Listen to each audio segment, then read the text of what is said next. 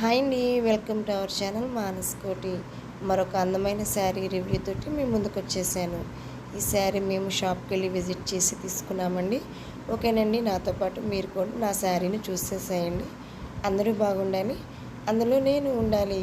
ఈ మధ్య కొంచెం వీడియోస్ పెట్టడం లేదు, కొంచెం హాలిడేస్ కదా, అందువల్ల బిజీగా ఉన్నాను. ఓకేనండి, ఇంకా లెట్స్ స్టార్ట్ అవర్ వీడియో.